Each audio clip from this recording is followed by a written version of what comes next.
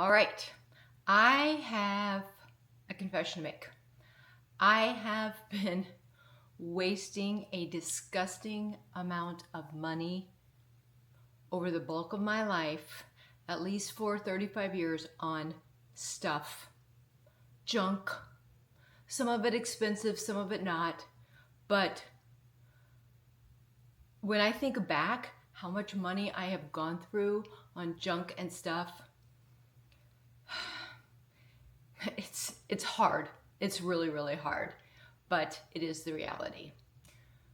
So I, about 3 months ago, decided I no longer wanted to live like this.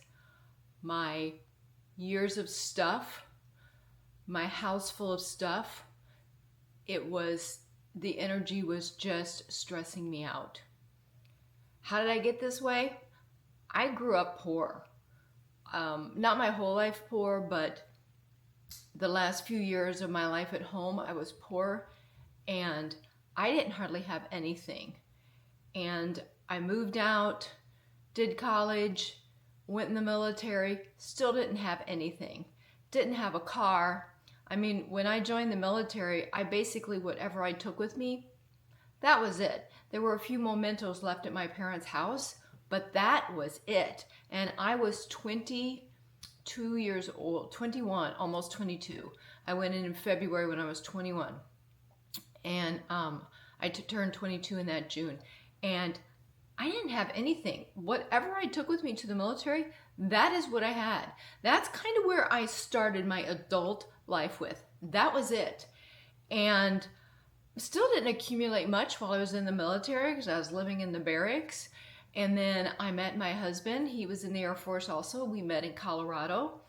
And we were still living in the barracks. We ended up getting stationed in North Dakota. And while we were stationed up in Grand Forks, North Dakota, we moved into an apartment together.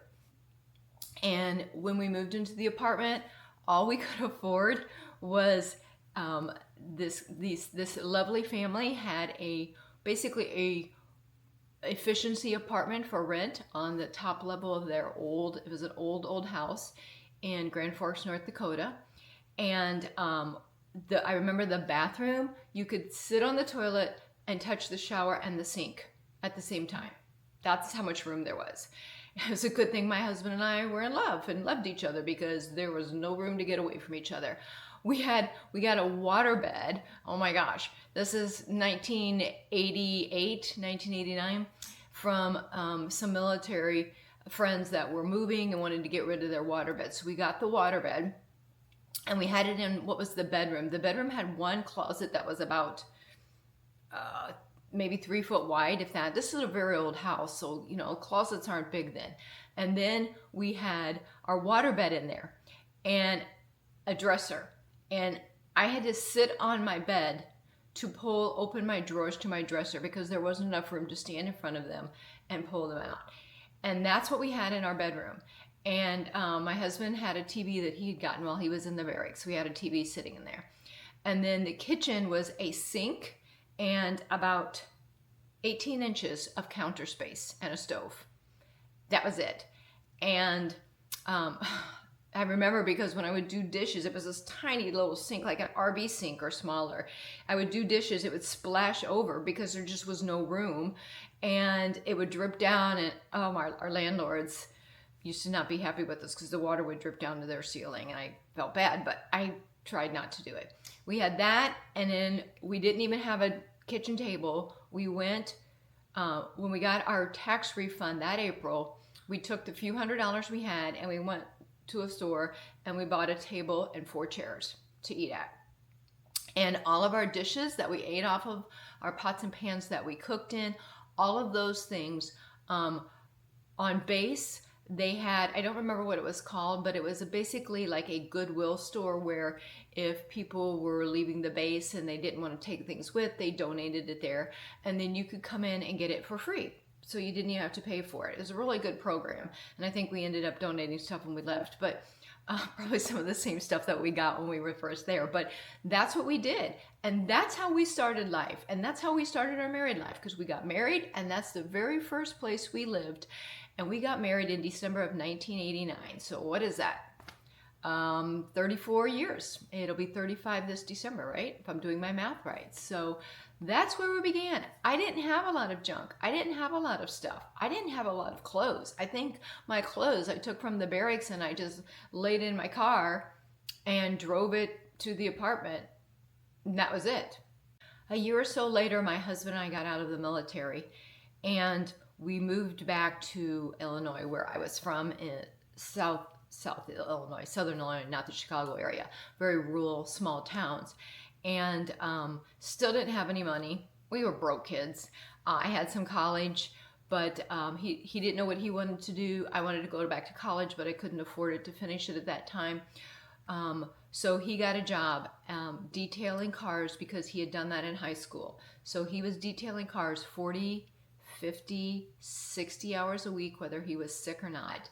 And we were able to rent an apartment, and it was a nice little apartment, 2-bedroom, nice little kitchen. I mean, it was fancy to us. I don't know how big it was, but 800 square feet maybe. But we loved it, and it was kind of a newer construction in a nice area because it's a small town, and we just thought we had everything going on. And long story short, I eventually started working, and then I went back to college, and my husband started his business, and things took off. And we went from this small apartment after a couple of years to our first house. And I think that house was like 1,500 square feet. And then it had a full basement, because it's in the Midwest and basements are popular there. Not where I live now in North Carolina, not as much. And we started filling the house. So every room had to have furniture and be decorated, and that empty basement, can't stay empty very long, so things would get stored and stacked up there. And I don't remember how many years we were there, but probably 8, 9, 10 years. I don't remember exactly. And we accumulated stuff. We had our son while we were living there, and we accumulated his stuff. Fast forward, we are moving from Illinois to North Carolina. We sold the house. We actually did sell a lot of the stuff in a yard sale, because we were paying for a truck to bring it to North Carolina from Illinois, and that's a big trip, and we didn't want to bring any more stuff than needed. Plus, it was a big career change for us, a big financial cut for us, pay cut. And so we were going to rent an apartment. We were going back to an apartment. Now, this apartment was really, really nice. It was 2-bedroom. Our son, who was 5 at the time, actually had an ensuite. So he had his own bathroom in his room in the apartment. We were able to rent a garage with the apartment, which we unpacked all the U-Haul boxes and put in the garage we rented that we were not able to put a vehicle in. But we had still gotten rid of a considerable amount of things. And then we stayed in that apartment for like 6 to 8 months, and things were really going well. Income was going back up.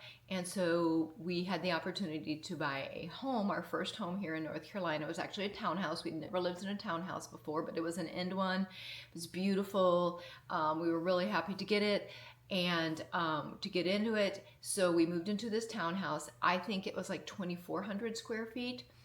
And of course I had to buy furniture for that and decorate it. And so you go. And even still, it wasn't getting really bad. At this point, I would say there wasn't tons, because we had the basic furniture, couches, dining room tables. I never have, and I still don't to this day, like lots of clutter. I mean, if you can see in this room, although I will talk about that in a second, there are not a lot of knickknacks. I don't like to have to clean them. And so I've never been big on a lot of them, but I still had them, and it was decorated. So we were in that house, I don't know, 4 years or something like that. And then we wanted property. That was the main thing. We just didn't have any property being a townhouse. So we found an acre of property and built the house that we're in now.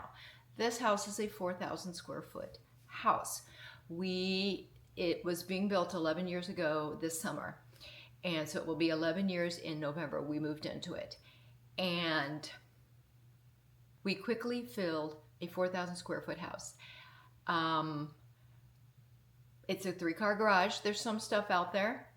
We have a crawl space. There's stuff down there. We have a very huge shed, garden shed. Nice, very nice garden shed. It's quickly filled. And that brings me to today. So like I said, let's see, it's July. So end of March, early April of this year, I have been going through this process. I mentioned it a little bit yesterday's video, and you'll hear a lot about it, but of just becoming authentic to who I am and learning to say no, learning what makes me happy and only living by what makes me happy and not living the life I'm supposed to be living or someone else tells me I'm supposed to be living. Just living in harmony and peace and learning to enjoy life and not be stressed by it. And let me tell you, having a lot of stuff is stressful. And I was coming home and I was stressed because I couldn't get the house. I work full time. I couldn't keep the house clean. We have four cats and a dog. So I couldn't keep the house clean. I couldn't keep up with things. My house and my stuff was owning me and controlling me, and my anxiety was getting through the roof. And I didn't pinpoint it for the longest time. And I'm going to be really, really, really authentic and vulnerable here and say that I could go a long time without shopping, but then when I would shop, I would buy a lot. I made up for it and then some. And so I just got to the place where I said, I can't do this. I can't do this. And I don't know what got into me that day, but I just got up and I said, enough. I'm done. I'm done. And I just picked a room. I think I picked 3 rooms at once. One was the kitchen. One was a spare room, a spare area we have up here that had become a huge storage room. We couldn't even get through the room. It had become a catch-all room, right? And it's big. It is not a tiny room. It's as big as this room. And so all that stuff was in there. So I picked that room and the kitchen at that time. And I would alternate between the two. And I just started going through every single drawer. Why do I have 8 mixing bowls? I need 1 large one and 1 small one. And I can rinse it out between if I need to use it again. My shelves and my drawers in my kitchen, and I have a huge kitchen. I'll put some footage in here. It just was, the cabinets were full, every drawer was full, the pantry was full, and I had so much stuff because you know how it is? Oh, they have a new spring lemon bowl out. It's a bowl with the lemons on it. Oh, that's so cute. Wouldn't it be cute to cook with? So you buy it. What's the big deal? It's $5, $10, $20, whatever your budget is, and it goes in. And this happens over and over and over. Before I know it, I have a kitchen full of multiple things, way more things than I needed. So I went through every drawer, every cabinet. I now have some empty drawers in my kitchen, or almost empty. I have some shelves that are almost empty. And you know what? I don't miss anything I took. Anything I got rid of. I have been doing this now since I think it was the beginning of April. It is almost the middle of July, and I am not 50% done with my house. That is embarrassing. That is just downright embarrassing. I have thrown away stuff that was broken, damaged, and I have taken so much stuff to Goodwill. I kid you not, that they all recognize me, the people that help there take in the donations. They're like, oh, you're the lady who's moving. They thought I was moving because I was bringing so much stuff there. Embarrassing. But I've gotten my kitchen done. I've got everything done on the main floor. I've got my bedroom done. That extra storage space, oh my gosh, I'll show you that. That's done. And, okay, here's the big one. I did a closet. The last one I did recently was a closet that has not been touched in 11 years, almost 10 years. It's across, our son still lives at home. It's across from his bedroom. I think it's meant as a linen closet, but it never got used as a linen closet. It didn't have any shelving. When we built our house, I didn't want shelving put in because we wanted to put custom shelving. I didn't like the wire stuff, so we put it in the closets we wanted it in. So I'm gonna show you this closet. We have 10-foot ceilings, okay? This closet was full from the bottom all the way to the top, up beyond the door frame, all the way to 10-foot high. And it was one of those comical situations that when you close the door, you had to put your shoulder into it to close it. I kid you not. And it stayed like that like 10 years. So I tackled that the other day. Now, here's the big deal about that. It wasn't the worst room. It wasn't the worst room or closet I tackled. But what the big deal about it is that was where all of my son's baby stuff and toddler stuff and toys and all those little things they wrote and drew when they're in, 3, 4, 5 was all in there. Now, I homeschooled my son. He went to preschool and first grade, second grade, and then I homeschooled him the rest. So a lot of the older stuff, it kind of got weeded out at each year I'd be homeschooling him. I was able to go through it then. But that early stuff, all that baby stuff that we cherish and love was all in there. And I was like, I can do this. I can go through his baby stuff and get rid of it. So I pulled all these containers out. I mean, it was just filled. There had to have been those big, Rubbermaid tubs.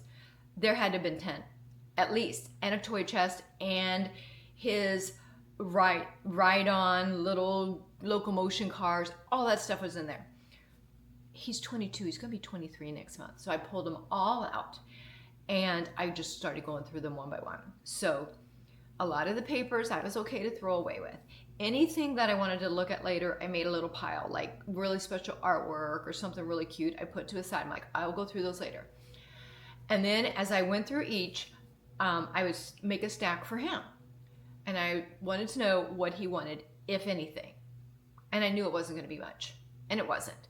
So he would go through it. And I told him, I said, don't feel bad to tell me you don't want it. It won't make me feel bad. I said, if you want it, I'm giving you the opportunity. But otherwise it's going. And this is what's left. There wasn't much. He picked a few things he remembered and he kept. And we put them back in containers. I donated everything else. And I'm telling you, there were some things that was really hard to let go of because, the memories. But the memories aren't in the stuff. In 10 and a half, almost 11 years, how many times did I open that closet and look at that stuff? Never.